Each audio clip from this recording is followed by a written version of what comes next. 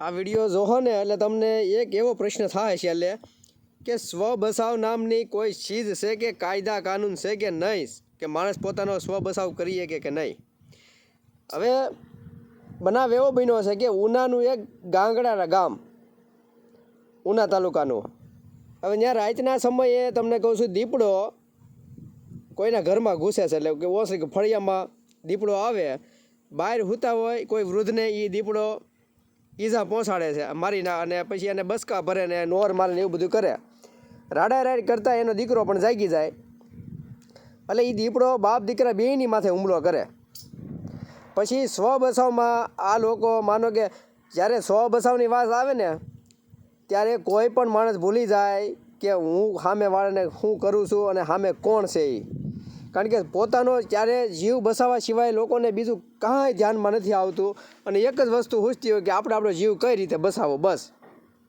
એટલે એ બાપ દીકરો બંને તમને કહું જીવ બચાવવા હાટુથી દીપડાની સામે બાથ ભીડે છે. 10 મિનિટ સુધી તમને કહું આ બેયની ઝપાઝપી હાલે છે. ત્રણેયની, આમ તો બાપ દીકરો, અને એક બાજુ દીપડો અને એક બાજુ બાપ દીકરો. આ બંનેને તમને કહું અતિ માત્રામાં ઈજા પહોંચાડે છે. અને અંતે પછી કે બાપ દીકરા પાસે જે કાંઈ થોડું ઘણું હથિયાર હશે કે કાંઈ પણ હોય, અંતે એ દીપડાને મારી નાખે છે. એટલે કે જો કે એ પોતે કરેલો સ્વ બચાવ જ છે આ એક. કારણ કે એના હાથમાં જે કાંઈ હથિયાર આવ્યું એ ત્યારે પછી માણસને કહેવાય ને કાંઈ હુજે નહીં, એમ કે પોતાનો જીવ બચાવો કે શું કરવું ત્યારે કાંઈ દશ ન હુજે. એટલે એવા સમયને બધા દીપડાને મારે છે ને દીપડાને ઈજા થાય છે ને દીપડો મરી જાય છે. પછી આ બાપ દીકરા બે લોહી લુહાણ હાલતમાં હોય છે. પછી બંનેને હોસ્પિટલમાં લઈ જવામાં આવે છે અને એને સારવાર કરવામાં આવે છે, અને દીપડો જે મરી ગયો એનું પોસ્ટમોર્ટમ કરવામાં આવે છે. તો હવે આખો પ્રશ્ન આ એક જ થાય કે ભાઈ સ્વ બચાવ નામની કોઈ ચીજ છે કે નહીં એમ. આ એટલા માટે હું કહું છું કે આખરે પછી એ બાપ દીકરા ઉપર ગુનો નોંધવામાં આવે છે કે વન્ય પ્રાણીની હત્યાનો ગુનો એ પછી નોંધવામાં આવે છે. બોલો, જો કંઈ જાણી જોઈને તમે કરેલી હોય કે જાણી જોઈને તમે મારેલો હોય તો એના ઉપર 100% FIR થવી જોઈએ, બધું થવું જોઈએ અને ગુનો લાગવો જોઈએ એના ઉપર. જો જાણી સમજી વિચારી અને સાજિશ દ્વારા જો કોઈ વન્ય પ્રાણીને મારવામાં આવ્યું હોય તો. પણ આ તો સ્વ બચાવની અંદર મારવામાં આવે છે. બંનેને પૂરા માપે ઈજા છે, બાપ દીકરાને સામે સાબિતી છે, તમામ વસ્તુ છે. છતાંય પછી એવું હવે જાણવા મળે છે કે બાપ દીકરા ઉપર FIR થઈ અને ફરિયાદ થઈ છે. તો આ વન્યજીવોના હુમલા જે વધે છે, દરબરદ વધતા જાય છે. તમને કહું રોજ 2-3 દિવસ કે અઠવાડિયામાં એકાદો હુમલો તો તમને પેપરમાં આવશે ને આવશે જ. તો હવે આનું કરવું શું? એટલે આનો મતલબ તો સીધો એ જ થયો કે ઘરે આવીને તમને કોઈ મારી જાય, તમને કાંઈ પણ કરી જાય તો તમારે ઊંઘે શું કરવાનું નથી, સમજી લેજો. દીપડો આવે તમારી ઘરે આવે, ગમે ત્યાં આવે, તમારા દીકરાને ખાઈ જાય, તમારા બાપાને ખાઈ જાય તો શાંતિથી ખાઈ જવા દેવાનો. તમારે કોઈ જાતનું સ્વ બચાવ કરવાનો નથી. કારણ કે આ એવું બતાવે છે આના ઉપરથી. દીપડાને સાનું મુનો નિરાય તે પ્રેમથી જમાડવાનો છે તમારે. દીપડો આવે કે કોઈ પણ હિંસક પ્રાણી આવે, હિંસક પ્રાણી કોઈ પણ આવે તો સ્વ બચાવ માટે તમારે કાંઈ કરવાનું નથી. એ જે કરે એ તમારે કરવાનું છે. એ ખાઈ જાય છોકરાને તો ખાઈ જવા દેવાનો છે, ને બાપાને ખાઈ જાય તો બાપાને ખાઈ જવા દેવાનો. દીપડાને કે વન્ય કોઈ પણ પ્રાણીને એટલી ખરોશ આવવી જોઈએ નહીં.